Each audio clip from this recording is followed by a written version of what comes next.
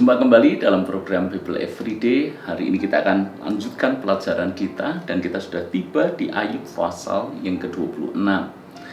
Apa yang tertulis di dalam pasal ke-26 ini merupakan jawaban Ayub atas pendapat Bildad. Dan Ayub bisa disimpulkan dengan sebuah kalimat, siapa dapat mengerti kebesaran Allah? Ayub adalah orang yang punya pemahaman yang cukup mendalam tentang Tuhan. Kalau Anda baca pendapat-pendapat Ayub di dalam kitab Ayub ini, Anda melihat Ayub ini bukan orang sembarangan.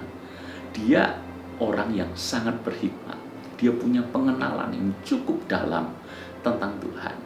Terlebih lagi ketika Anda baca di pasal yang ke-26, maka mulai dari ayat 5 sampai ayat yang ke-14, Ayub menyatakan bahwa Tuhan itu sedemikian besarnya, Tuhan itu sedemikian dahsyatnya, sehingga tidak ada seorang pun yang bisa memahami Tuhan dengan akal pikiran yang sangat terbatas ini.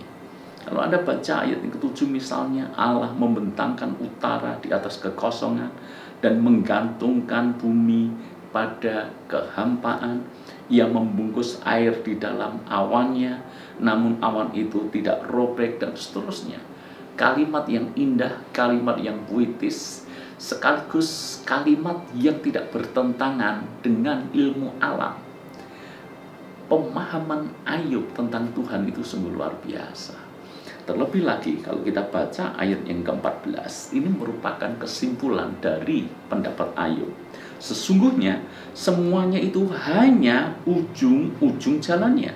Betapa lembutnya bisikan dari yang kita dengar daripadanya, siapa yang dapat memahami guntur kuasanya. Sesungguhnya semuanya itu, maksudnya apa? Kebesaran Tuhan dalam penciptaan alam, kebesaran Tuhan di balik fenomena alam, itu hanya ujung-ujung jalannya, hanya ujung saja. Jadi maksud Ayub adalah bahwa kebesaran Tuhan itu jauh lebih dari apa yang kita lihat di dalam penciptaan alam semesta ini.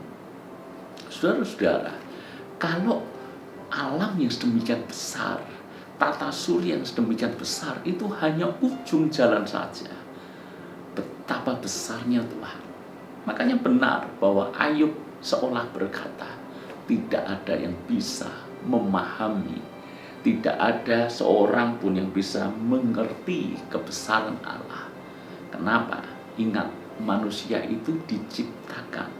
Bagaimana mungkin yang diciptakan mengetahui semuanya tentang penciptanya?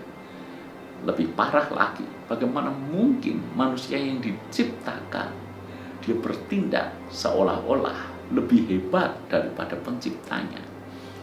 Maka dalam kehidupan sehari-hari justru fenomena seperti itu yang saya sering lihat. Manusia jelas diciptakan oleh Tuhan, tetapi ada juga orang-orang tertentu yang tidak percaya tentang adanya Tuhan yang menciptakan dia. Atau ada juga orang yang percaya bahwa Tuhan itu ada, bahwa Tuhan menciptakan langit dan bumi, bahkan Tuhan menciptakan dia sebagai manusia, tetapi dia tidak takluk kepada kedaulatan Allah yang menciptakan dia. Dia merasa lebih hebat daripada Tuhan.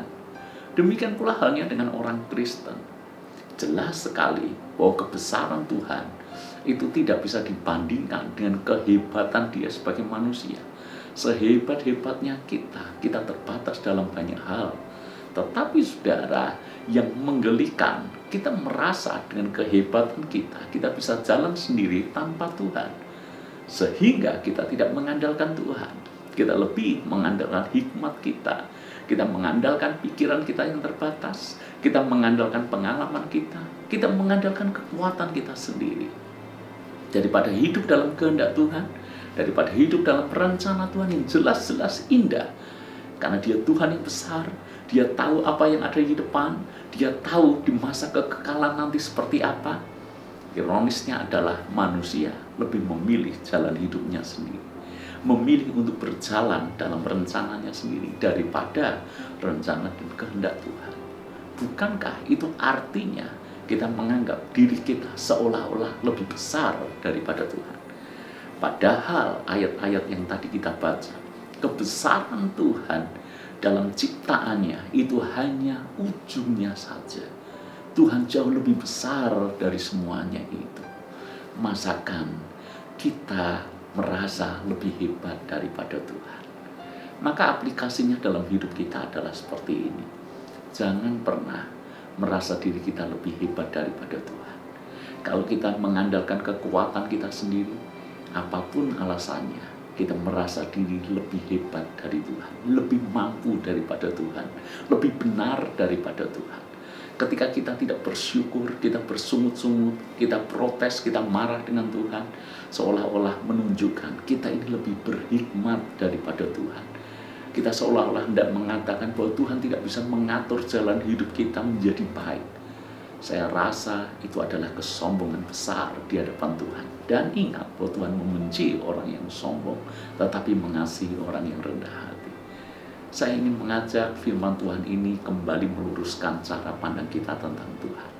Dia besar, Dia mulia, hikmatnya tak tertandingi. Kenapa kita tidak memilih untuk tunduk dan berjalan dalam kehendaknya? Tuhan berkati.